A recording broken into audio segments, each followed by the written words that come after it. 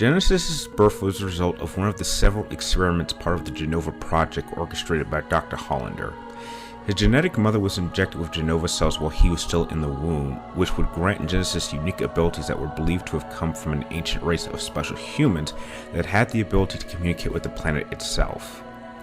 After Genesis' birth, Dr. Hojo would use this template as a starting off point for the Genova Project S experiment, which would eventually give birth to Sephiroth, who Dr. Hojo deemed would be the superior specimen. During his early years while living with his adopted family, Genesis would befriend Angeal, and many years later, during the Wu-Tai War, Genesis would come to envy Sephiroth because of his fame as a legendary warrior, and would eventually leave with Angeal to Midgard to become members of Soldier. Genesis and Angeal would eventually elevate themselves to the rank of first-class soldier, which allowed them to become Sephiroth's only friends. During a training exercise, Genesis suffered an injury that he assumed would heal, but unfortunately, this injury alone triggered Genesis' flawed genetic structure to begin to break down. Dr. Hollander informed Genesis that he could heal him, but instead wanted to use Genesis to get his revenge on Dr. Hojo to prove that Genesis was indeed the superior Genova Project specimen. Under Dr. Hollander's command, he convinced Genesis to take the main forces of 3rd and 2nd class soldiers to go rogue during the closing days of the Wu-Tai War. Sometime after Genesis informed his longtime friend Angeal that with him also being one of the results of the Genova Project, that his body too would begin to break down and convince him to also go rogue, causing him to turn on his young trainee 2nd class soldier Zack Fair. After Angeal's defection, Zack Fair would be promoted to the 1st class soldier rank, and together he and Sephiroth would be ordered to hunt down Genesis and Angeal and the original creator Dr. Hollander. After months of tracking the two down, Zack would eventually go on to kill Angeal, taking possession of Angeal's Buster Sword. Despite the loss of Angeal, Genesis would continue to work with Dr. Hollander. However, while Sephiroth and Zack were on a mission to a Mecha reactor in Nibelheim, he would tell Sephiroth the truth behind his creation and that of his mother Genova, and this event would eventually cause Sephiroth to spiral into madness and would cause him to want to destroy everything. His plan, however, would be halted by Zack and the aid of a young infantryman named Cloud Strife. With Angeal dead and Sephiroth gone, Genesis was all that was left of the original Genova projects. 4 years later, as Genesis' body continued to break down, he would learn that Dr. Hojo had used Zack Fair and Cloud Strife for his experiments and had injected them with the same cells that had given birth to Sephiroth. With this knowledge, he believed that the cells within Zack's body could be used to cure him, only to find out that Zack's body had rejected these cells due to the fact that he had already been injected with a different form of Genova cells when he was much younger. This left the now non-responsive Cloud Strife as the only one who had the cells Genesis needed to survive. After killing Dr. Hollander, Zack would be directed to a cave where Genesis was waiting for them, and he would leave Cloud outside of the cave while Zack would enter the cave to engage Genesis. Within the cave, Zack would find Genesis in possession of a powerful materia that he believed had been given to him by one simply known as the Goddess. Absorbing the power of the materia, Genesis would transform into a great beast and would engage Zack, but would be ultimately defeated in battle. After Genesis reverted back to his human form, he would be cured of his sickness, only to be struck down for the final time by Zack. With his final defeat, Zack would carry and leave Genesis' body outside the cave, and would leave with Cloud on their way to Midgard. After Zack and Cloud had left Genesis, he would be recovered by Shinra forces, and though Genesis does have an appearance in the after events of Dirge of Cerberus, Genesis' final fate remains unknown. Little is actually known about Nero's origins, except he was raised in the city of Fortuna, and as an orphan he was taken in by Kyrie and Kratos' family. Nero got his name from the black blanket in which he was found, and Sanctus made multiple references that Nero may be a descendant with the Sparta blood. While he was growing up, Nero was taken in by the Order of the Swords, which was a religious group that worshipped the Dark Knight Sparta. On the day of the Festival of Blades, while Nero was watching his friend Kyrie's performance, he witnessed the attempted assassination of the Order's leader by the demon hunter Dante. Nero engaged Dante, and it was during their battle that Nero's injured arm suddenly healed, and it was discovered that he had access to demonic powers. Using his newly found powers, Nero was able to defeat Dante and force him into a retreat. Nero was then ordered by his friend Credo to pursue Dante, who seemed to be heading towards the Order's headquarters. While on his journey to reach headquarters, Nero would run into Agnes, the Order's chief alchemist, and Agnes revealed that he had created the Hell Gates and used them to summon demons, which he needed for his experiments. While in Agnes's lab, Nero would discover the broken sword Yamato, which belonged to Dante's brother, and using his own demonic powers was able to repair the weapon, thereby unlocking an even greater power within himself. Using Nero's friend Kyrie as bait, Sanctus lured Nero to a giant statue named the Savior and managed to defeat Nero, taking the Yamato sword to form the core of the Savior and absorb Nero into the Savior's core. Later on, Dante would recover the Yamato sword and manage to force the Yamato sword within through the outer shell of the Savior, which awokened Nero within the Savior's heart. With Dante battling the Savior from the outside and Nero battling Sanctus from the inside, the two managed to destroy the Savior once and for all. To solidify their alliance, Dante allowed Nero to keep the Yamato sword, and in their final moments together, Nero asked if Dante and him would ever meet again, but Dante simply vaguely waved his answer.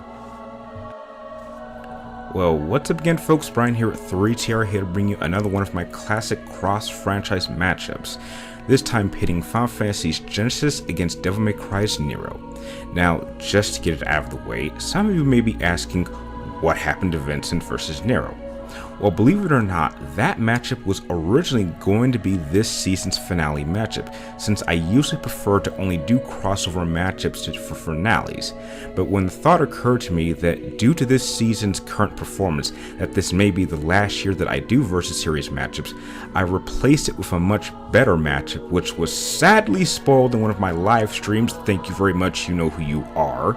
And I decided to move up Vincent versus Nero up about 5 months. Then a regular viewer of mine going by the name of Venom Rules All gave me the idea to put Nero against Genesis, and to be fair, that sounded like a far more balanced matchup, and it also works symbolically.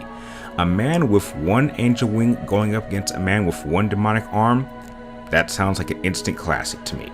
So now, before we begin, I would just like to state right now that I will be using these two at the peak of their combative conditions, and in this case I will only be using Nero as he is at the end of Devil May Cry 4, since we really don't know all that much about him during the events of Devil May Cry 5.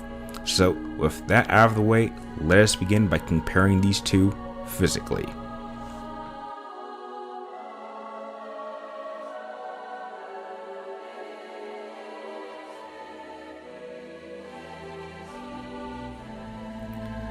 By the time of his final battle with first-class soldier Zack Fair, Genesis was a 25-year-old human male standing 6'2" and was well into his physical prime as a member of Shinra's elite class of first-class soldiers. Like most of the members of Soldier, thanks to the Genova cells within his body, he was granted superhuman levels of strength, speed, stamina, reflexes, and endurance. His strength was sufficient enough to allow him to match his genetic superior Sephiroth. He has been shown to be able to jump great distances and heights with very little effort, and his speed and reflexes were developed enough to allow him to not only engage and defeat entire armies of enemies, as for the standard for first-class soldiers, but also allow him to go one-on-one against Sephiroth in one of their many sparring matches. However, to take with a slight grain of salt, Sephiroth may not have been fighting at his full potential, simply wanting to test his combative skills. His levels of stamina were exceptionally high, however I do believe that this would have been greatly decreased over time due to the nature of Genesis's genetic degradation, shown as he was physically exhausted over the course of his final battle against Zack Fair. His endurance and his ability to take damage during a battle were certainly higher than the lower class members of soldiers, though Dr. Hojo had made it perfectly clear that Sephiroth was an overall superior and genetically stable specimen than Genesis, which to me, in an overall combative sense, puts him clearly ahead of second-class soldier Zack Fair, but lower than both Sephiroth and Advent Children Cloud Strife. Despite his ranking within those in the higher classes of soldier, he would still prove to be a challenge to his superiors and would completely overwhelm his inferiors. During the events of Devil May Cry 4, Nero was an 18-year-old young man standing about 6 feet tall, and although his official profile states that he is a half-human, half-demon hybrid, I do not believe that Nero carries many properties of a demon.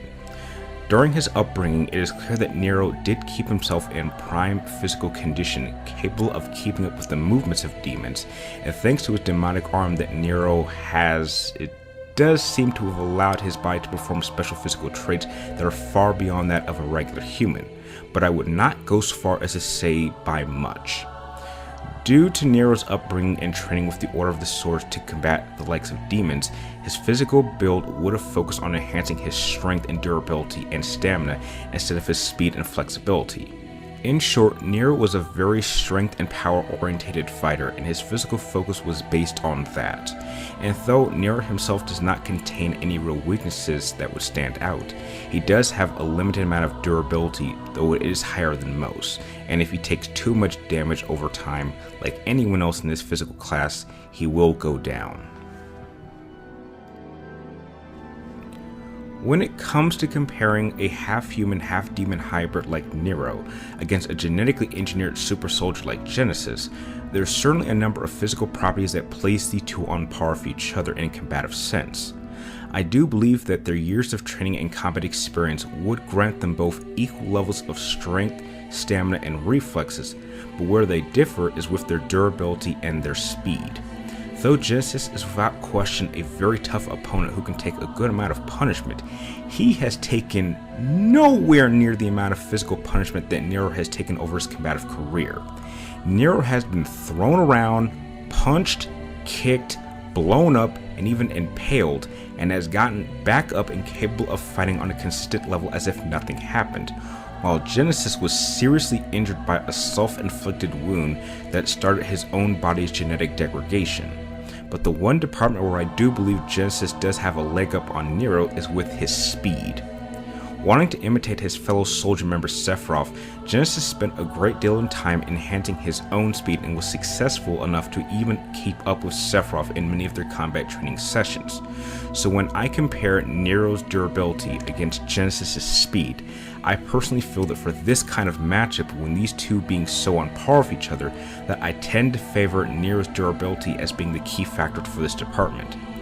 Physically, this matchup is going to be a battle of attrition, and though Genesis could certainly match Nero's personal preference when it comes to his combative approach, which is his strength, as these two get hits on each other back and forth and wear each other down, the only advantage that Genesis has over Nero, which is his speed, will begin to fall apart, and this was shown in his final battle against Zack Fair, shown as the more damage that he took, his combative performance began to slow down, while Nero, even when he is nearing the point of his own defeat, he would be able to keep on fighting on a peak level. While he was not able to move as fast as Genesis while he was at his very best at the beginning, Nero has proven that he can still be efficiently engage opponents that are significantly faster than himself, and it is for these reasons that I am granting Nero the edge in physical capabilities.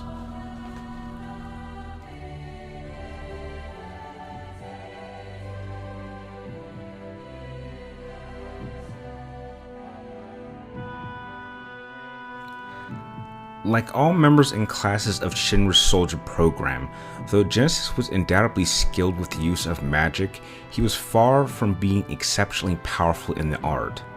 Genesis was proficient with the use of basic magical spells that would have been universally taught throughout all trainees of the soldier program, but his higher level of magical and special abilities allowed him to develop into a unique form of combatant in his own class, closely resembling that of a red mage. By the time of Genesis' final battle against Zack Fair, his primary combative special attacks were Twister Strike, in which Genesis jumps into a spin with his blade within a cyclone-like formation to close the distance to an opponent. Dancing Sword was a quick barrage of Fury Strikes. Magical Sword, which enabled Genesis to fire off a wave of energy-generating swords to surround an opponent and attack them from all angles. Flash enabled him to fire a collection of projectiles at an opponent, and Homing, which was his second form of energy projectiles that Genesis could guide onto an opponent's immediate position. but Genesis' most powerful ability was that of the Apocalypse Blast, in which he would summon a massive wave of concentrated energy to cause massive devastation to an immediate wide-scale area. But this ability was very labor-intensive and took some time in order to use in battle, which would leave Genesis open to an attack. On the defensive side, his magical abilities, Genesis was known to have developed very basic magical barriers that could reduce the damage of basic spell attacks, but would be somewhat useless against higher powerful magical spells. Thanks to Genesis' genetic makeup, he was also granted the ability to unveil a single black angel wing, which granted him flight for great mobility. In a whole, Genesis was nowhere near being a top-tier master in the art of magic and would spend his life searching for other means to possess great power. However, he was very flexible and creative enough with his limited set of abilities to present a reasonable threat to most opponents. Due to the fact that Nero was mostly human, he possessed a very limited connection to demonic powers. In the short amount of time that Nero had begun to really take advantage of his new demonic arm dubbed the Devil Bringer, he became quite familiar with its abilities and limitations in order to increase his effectiveness in combat. The Devil Bringer arm, in all honesty, is really nothing more but a glorified grappling hook. With his Devil Bringer arm, Nero could grab opponents at a distance and pull them close, and then vice versa, could actually grab enemies and pull himself towards them. He could also use his arm to rip demons apart or grab an enemy and bang them across the ground like a rag doll. Nero could also use his demonic powers of his arm to channel the energy through his blue rose revolver, firing demonically charged rounds. However, this technique requires time to charge up, and he could only be able to fire one shot at a time. Now, since Nero does possess the power of the Yamato sword, having this weapon does grant Nero access to a Devil Trigger form. However, as opposed to others who possess a Devil Trigger ability, Nero cannot change his physical form, but instead it allows him to tap into the full power that his Devil Bringer arm possesses. Using this power, it allows him to use his demonic essence within the blood bonded with the power of the Yamato sword alongside his Red Queen sword, and when firing his Blue Rose revolver can summon Laser Sword along with every round that he fires. Though I do not want to state that using this version of the Devil Trigger does not enhance any of his physical properties like strength, durability, and speed. It simply allows him to attack his opponent twice with one blow, making it a very useful ability, but limited. This department is much easier to call. What we have here is a classic case of Nero's quality against Genesis' quantity, and despite how effective Nero has shown to be with his abilities, when you really look at his demonic power output in his base form, Nero is sadly pretty weak. His most useful tool is his Devil Bringer arm, and as stated earlier by me, it's really nothing more than a glorified grappling hook. Because of his 75% human and only 25% demon status, he can only really tap into a small portion of his demonic potential in his base form, with his most effective technique being able to charge up his Blue Rose revolver and fire off a demonic shot charge. Now when it comes to his unique version of the Devil Trigger ability, this too has limited properties.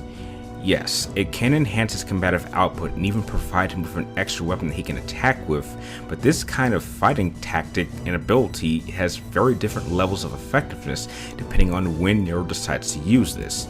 If he uses it at the wrong time, he's screwed.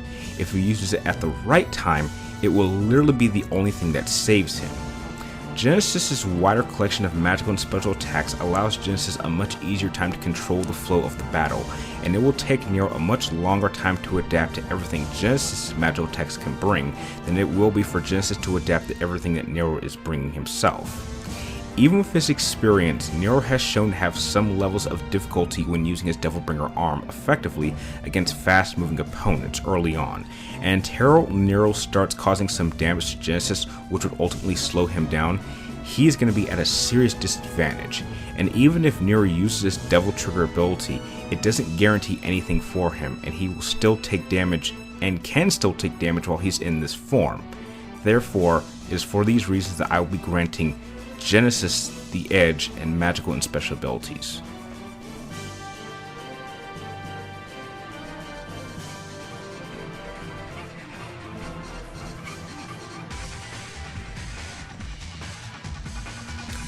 Genesis' primary weapon was named the Rapier, and it was described to have a crimson broadsword with a rapier-style hilt measured at about 5 feet long from the butt of the handle to the tip of the blade. The unique function of the Rapier was that it also allowed Genesis to infuse the blade itself with magic, which allowed him to increase the amount of force Genesis could apply with his power blows. In a whole, Genesis' Rapier was a very simple weapon that served all of Genesis' combative needs in just about every engagement he ever came across. Nero will be bringing 2 physical weapons while he's in his base form, but he will also have access to a 3rd weapon at his disposal, but it will only be accessible when Nero activates his Devil Trigger. The first being his main long-range weapon, which was dubbed the Blue Rose. The Blue Rose was a uniquely designed revolver with an over and under barrel style, and this design allowed it to fire 2 magnum rounds with each pull of the trigger. Nero could also use his own limited demonic power to charge up each shot with the Blue Rose, which allowed each round fired to cause even more damage. Nero's main sword was dubbed the Red Queen, and it was a customized version of the blades used by the Order of the Sword and designed by Agnes. It's not officially known as a devil arm, but its unique customization made it a very powerful weapon. It also has been specified to be customized with a motorcycle-like gear shift, which, when pulled, sprays a flammable propellant across the blade itself and opponent, greatly increasing the power it delivers with every blow. His final weapon at his disposal is the legendary sword Yamato, which once belonged to Dante's twin brother Virgil. Though this weapon he cannot physically carry on him, since by the end of Devil May Cry 4, Nero absorbed the Yamato sword within his Devilbringer arm, which allowed him to only be used when he activated his Devil Trigger. And though Nero has used this sword with some level of success, he clearly cannot, nor do I believe ever master the use of this weapon as Dante's twin brother Virgil once did. Just like the magical and special abilities department, this too is a case of quantity over quality, but in reverse. Now, on a quality level, I do believe that Genesis' Rapier sword is a more effective weapon than 2 of the 3 weapons that Nero will be bringing. The Red Rose Revolver is strictly a long-range weapon for which Genesis has more effective means to attack Nero from a distance with his magic. And when it comes to sword against sword, while the motorcycle-like gear shift is an effective addition to Nero's Red Queen, its damage output decreases with every swing, whether it hits something or not, while the Rapier's ability to be infused with Genesis' own magical strength makes its output level much more consistent and even capable of matching the strength-focused output that the Red Queen was designed for, despite the fact that the Rapier weapon was built more for speed. The only weapon that outclasses Genesis' Rapier is the Yamato, but again, this weapon can only be available if and when Nero decides to use his Devil Trigger ability. So while all of these weapons on their own may not stack up to Genesis' Rapier, when used together it does make for a quite effective arsenal of weapons. And for that reason, I will be giving Nero the slight edge in weapons.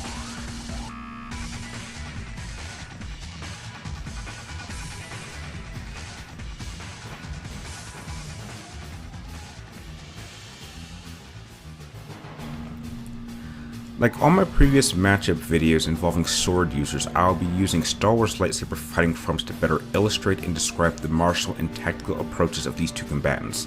So with that out of the way, during the final years of the Wu Tide War, Genesis would eventually be recognized as an elite member of the Shinra Soldier First Class faction.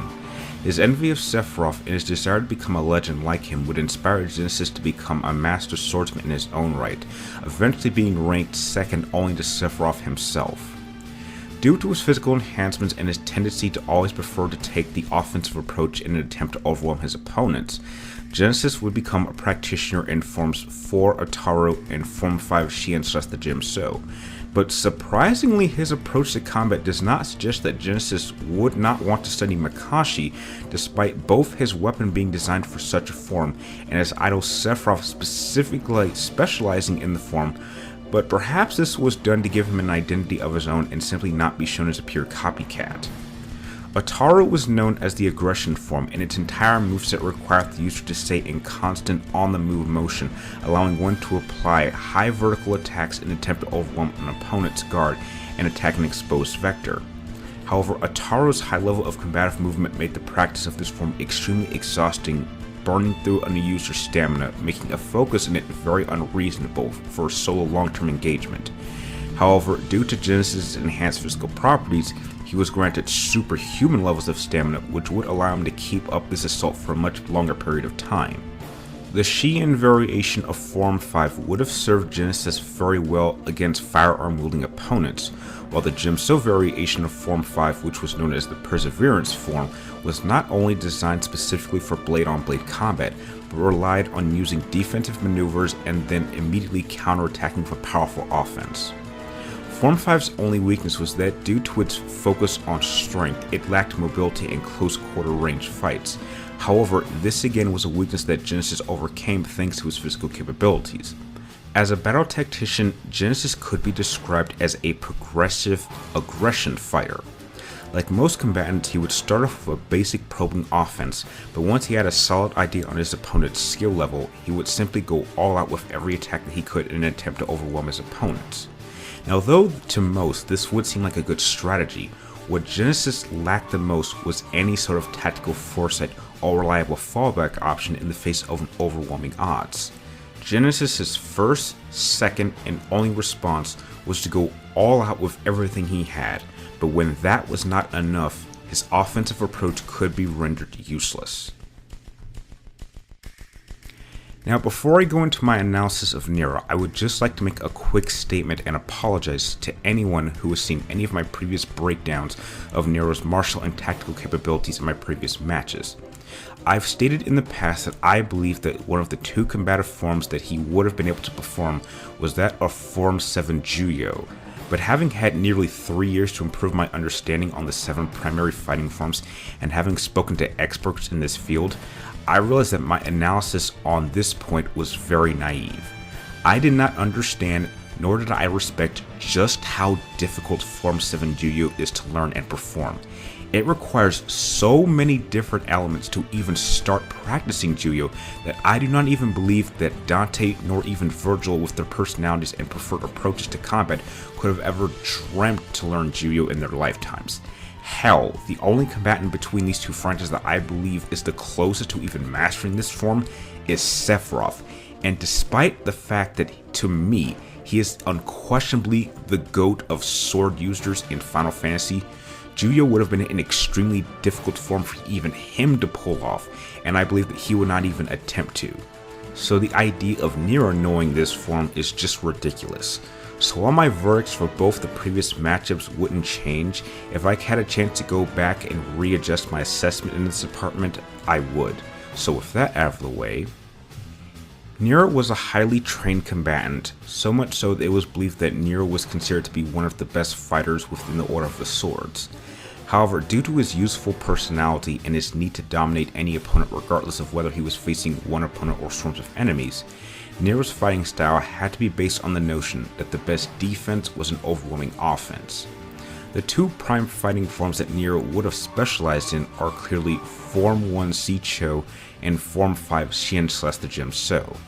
Sicho was the tutorial fighting form to allow users to better tone themselves for how to properly manipulate their movement with their weapon, and its movement set was comprised of wide sweeping strikes that lashed out at multiple opponents at once. However, its focus on wide sweeping maneuvers and techniques left it with no precision, making the form terrible against a single well-trained opponent. As an overall combatant, Nero could be classified as a calculating, raging berserker, as he could either blast you with his Blue Rose revolver, cut you to pieces with his Red Queen sword, or literally pound you to the ground and rip you apart with his Devilbringer arm. I'm even willing to go so far as to state that out of any of the main set of characters throughout the Devil May Cry franchise, Nero was by far the most aggressive. Nero's main primary weakness with his own maneuvers was that his particular fighting style did not provide him any sort of defense, but instead relied on evasion. He has been shown that he can have some difficulty when attempting to engage fast-moving opponents, whether he was trying to shoot them down with his Blue Rose revolver, cut them down close range with his Red Queen sword, or attempt to get a grip on them with his Devilbringer arm. However, despite Nero being such an aggressive combatant, he is not completely brainless when it comes to combat, and he has shown a high level of adaptability on the fly, capable of recognizing attack patterns and methods to react to them. Nero's fighting style and approach in combat was very straightforward and effective, but his overwhelming strikes and lack of any kind of defense did make Nero somewhat predictable at times, which was shown during Nero's second fight against Dante. While Nero was able to surprise Dante during their first fight, once Dante knew all of Nero's combative capabilities, he could easily develop maneuvers that caught Nero off guard, which led to his defeat. This department is by far the hardest to determine, but there is a clear winner. While both Genesis and Nero would not be considered to be the most elite combatants of their respective franchises, both have clashed blades with combatants who are clearly superior to them in every way, and have proven that though they cannot defeat them, that they can present a respectable challenge. While Nero is certainly an effective combatant, he simply slacks slightly behind Genesis in a combative tactical sense. Both combatants would easily match each other with their performances and uses of strength, but when it comes to applying their other fighting forms, Nero's use of Shicho would be a very bad fallback option to use against Genesis. This isn't to say that every combatant who has ever relied on Shicho's combative moveset has always failed in scenarios like this, but Nero is so young that one has to believe that he is still developing his skillset and hasn't yet reached a master level of skill with this combative approach. Genesis's years of on-the-field experience in constant training with the likes of Angel and Sephiroth make him an all-around superior fighter, and the fact that his wider variety of magical spells at his disposal would allow him the greater opportunities to dictate the pace of the fight gives him a clear advantage.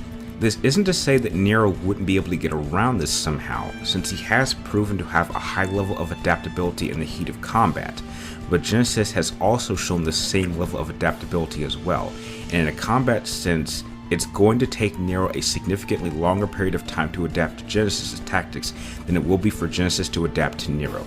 So for all of these reasons, I'll be granting Genesis the edge in martial skills and as a battle tactician.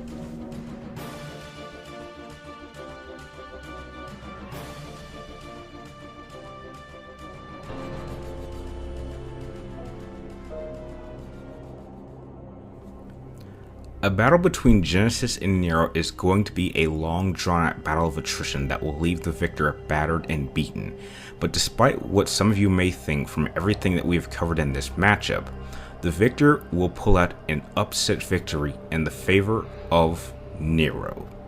Despite Genesis having the better collection of magical abilities at its disposal and being the overall superior combatant in a martial and tactical sense, the combative gap between them is really not as wide as you may think, and there is one X factor that Nero has in his corner that Genesis lacks that will ultimately give Nero the win.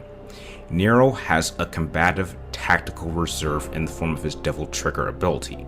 When Genesis fights, he goes in with everything he has from beginning to end, but Nero is smart enough to hold back and save his trump card for when he needs the most if he feels that he can adapt well enough to an opponent's techniques.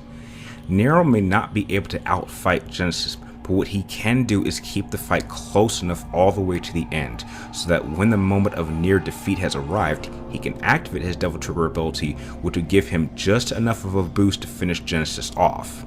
For about 90% of this fight, Genesis will hold a lead and he'll be able to adapt to everything Nero is throwing at him, and though it will take Nero a slightly longer time to do, he too will be able to adapt to everything Genesis is throwing at him. Both will constantly be getting hit and getting hits on each other, wearing each other down, and once Nero gets Genesis past the halfway mark, despite being behind, Genesis' combative performance will begin to weaken, and though Genesis will maintain his lead, it will get tighter and tighter until Nero activates his Devil Trigger. To go over a previous point that I mentioned in this matchup, Nero's use of the Devil Trigger is going to be the key to his survival. If he uses it too soon, as he would against superior combatants like Sephiroth and Advent Children Cloud Strife, who would have such a commanding control over the fight, they would not only force Nero to have to activate it early, but they would easily be able to outfight and outlast the Devil Trigger time limit, which would ultimately result in Nero being cut down. But against someone like Genesis, who is more or less slightly above his combative level, Nero would have the foresight to hold back this ability in reserve until he needs it the most, and Genesis at no point will be expecting it, since he would recognize that he has a slight lead on Nero, and if he keeps it up and doesn't change up his approach, that he will come out the winner. Now, ironically, this fight would play out similarly to a mixture of Nero's fight against Dante and Zack's final fight against Genesis, with the finale resembling the ending to Cloud and Sephiroth's fight in Final Fantasy VII Advent Children, with Genesis taking the roles of Dante, himself, and Sephiroth, and Nero taking the role of himself, Zack, and Cloud. The fight would open up with Nero making the first move with his Blue Rose revolver, but Genesis' skill set and experience against firearm-wielding opponents would allow him to defend and deflect all of Nero's rounds with little to no effort, and he immediately retaliates with a number of his magical spells against Nero that hit, but don't do too much damage. Genesis will continue to fire off some of his magical spells at Nero until Nero eventually adapts to all of Genesis' first set of magical spells. Next, Nero would then turn to using his Devilbringer arm, and he would be successful in getting some early grabs to start doing some damage to Genesis. But Genesis will retaliate by using his wing to take flight, but despite Nero having a history of trouble against fast-moving opponents, he does manage to eventually grab Genesis, bring him down to the ground. Genesis realizes that he will have a much easier time dodging Nero's Devilbringer arm if he stays on the ground, and now he not only is able to react fast enough to dodge Nero's grabbing attempts, but he counters with his second set of magical spells against Nero that manage to hit and force Nero back. But again, Nero would adapt to these spells as well, with the only spell not being used by Genesis being his Apocalypse Blast, due to the fact that it would not only take too long to cast, but it would leave him exposed to such an adaptable opponent like Nero, and he doesn't want to risk that. As we enter the final moments of the fight, Genesis has adapted to both Nero's Blue Rose revolver and Devilbringer arm, and Nero has adapted to all of Genesis' magical spells, which means that for the remainder of this fight, these two will be sticking to blade-on-blade combat all the way to the end. As these two clash with their swords, it is clear that Genesis is the superior swordsman, but despite having this advantage, the damage that he has taken over the course of the fight has greatly reduced his combat performance, but it is still effective enough to give him a slight lead ahead of Nero. These two continue to exchange hits back and forth, wearing each other down, with Genesis thinking that Nero is almost down for the count, but Nero's durability is really paying off here. Despite how much damage Nero has taken, his combative performance has not diminished one bit, and just when Nero realizes that he's almost about to go down, he immediately activates his Devil Trigger, which shocks Genesis as he had no idea that Nero was holding this ability the entire time, and when Nero retaliates with his final offensive assault, he doesn't give Genesis any time to react or adapt, and Genesis in a physical sense is in no condition where he could put up any kind of effective defense, and he would be cut down by Nero. I declare Nero, the man with the demonic arm, the winner. And that'll do it for this season finale's worthy matchup in my opinion, but please do not feel bad if Genesis is your favorite one-winged angel over another character of the same title, but please tell me, do you agree that Nero will be able to keep the fight close enough to fall back on his Devil Trigger to give him the win, or do you believe that Genesis will be able to outfight and perhaps even take Nero out before he ever gets the chance? Share your thoughts and opinions with me and everyone else in the comments down below, and please like and subscribe to keep track of me in my future videos and future Versus Series matchups, and please be sure to share these on all your social media outlets to help spread the word. Like always, I would like to thank all of you guys for watching, and here's a quick little preview of my next matchup, which I hope you will enjoy. I'll see you next time.